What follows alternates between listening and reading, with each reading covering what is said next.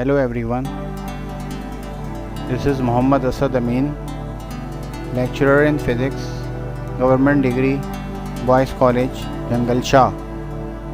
Regarding Sindh College Lecture YouTube channel, I will deliver you a lecture on topic Wheatstone Bridge.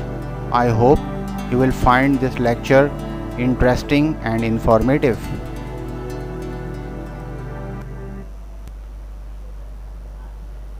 Objective. The objective of this lecture is to understand what is Wheatstone Bridge, balanced condition of bridge, construction and working, mathematical expression R1 upon R2 is equal to R3 upon R4. Introduction.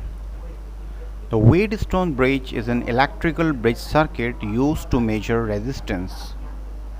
It consists of a voltage source and a galvanometer that connects two parallel branches containing four resistors. One parallel branch contains one known resistance and one unknown. The other parallel branch contains resistors of known resistances. Construction.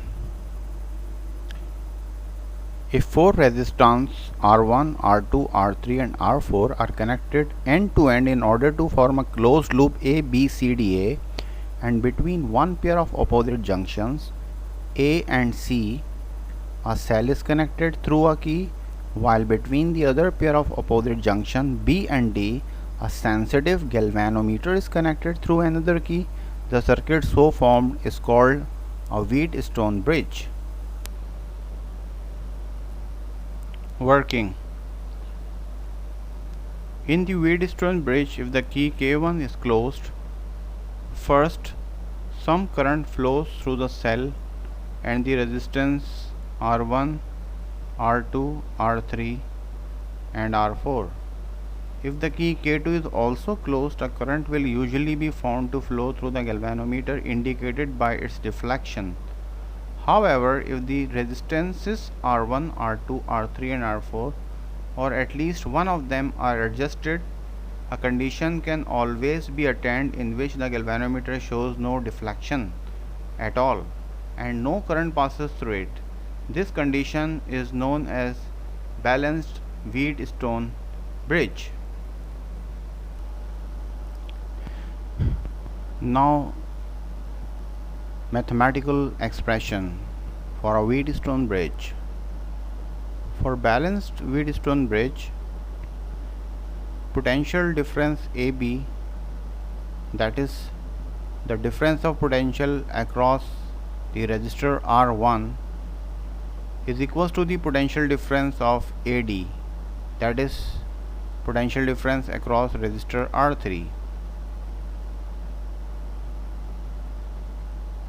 Now, according to Ohm's law, voltage is defined as current multiplied by resistance, that is V is equals to IR. So, when you apply this equation across the resistor R1, then you will get V AB is equals to I1 R1, because as you see in the diagram, I1 current is flowing across resistor R1, and similarly if you apply Ohm's law across resistor R3, so VAD is equals to I2 R3. As you see in the diagram that the current which is flowing through resistor R3 is denoted as I2. Now, according to the Wheatstone bridge principle or its balance condition, you know that potential difference across AB is equals to the potential difference across AD. So the equation would become I1 R1 equals to I2 R3, which is our equation number 1. Similarly, potential difference of BC is equals to potential difference of DC. This can be given by an equation VBC is equals to VDC. According to Ohm's law, VBC is equals to I1 R2, as I1 current is flowing through the resistor R2, and VDC is equals to I2 R4, as I2 current is flowing through R4. So now the equation will become I1 R2 equals to I2 R4. Now when you divide equation 1 by equation 2, that is I1 R1 upon I1 R2 equals to I2 R3 upon I2 R4. So after cancellation, the final equation for Wheatstone bridge is R1 upon R2 equals to R3 upon R4. This is an important relation true only for a balanced Wheatstone bridge.